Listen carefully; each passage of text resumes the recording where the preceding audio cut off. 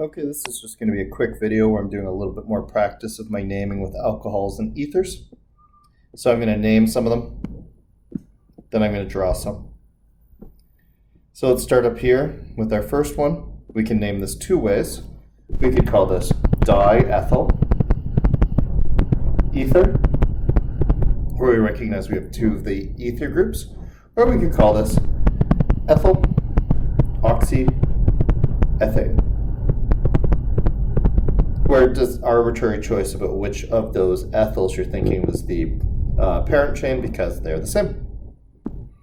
Here, we could have methyl comes before propyl because M comes before P, alphabetically, ether, or methyl oxypropane. And in this case, the propane needs to be back here as the parent chain because it's larger. Oh, I forgot to put hydrogens in on this guy. Hold on here. Okay, here, whether I want to look at the chain as going like this or like this, it doesn't make any difference. It ends up being the same thing. It's butane. But instead of being butane, I'll call it butanol, recognizing that the hydroxyl or the alcohol group is on the second carbon. And we also have a methyl there. And I'm going to name from either this one or this one, keeping them both on 2 because that keeps the numbers the shortest. Excuse me. Last one here. 1, 2, 3, 4, 5. So that's going to be a prop. No, sorry, not a prop, a pent. We got a double bond there, so I'm going to call it pentene. I got 2 alcohol groups, so instead of being pentene, I'm going to call it pentanol. And since I've got a mix of endings, I'm going to put the numbers right on the specific functional groups that they're in reference to. So here, if I call this carbon 1, that gets me my lowest numbers, 2, 3. So this is pent, 1 ene, 2, 3 diol, representing that there are 2 hydroxyl groups. And the only thing we're missing here is to make mention of our 3 chloro side chain, and I can throw that all the way out front to keep it separate from everything else.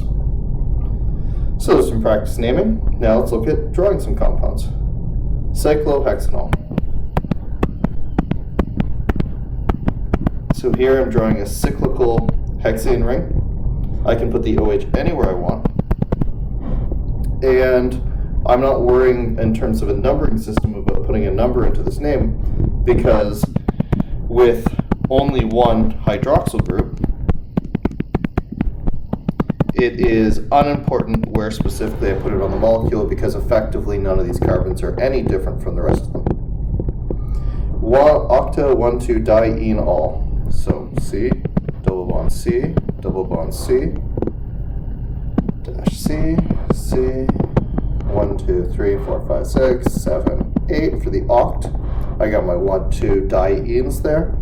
I need my my alcohol group on the third carbon. And then I'm just filling them with hydrogens. Doesn't need any, doesn't need any. 2, 2, 2, 2, and 3. Okay. Methyl propyl ether, I'll do up here. So there's my methyl, propyl,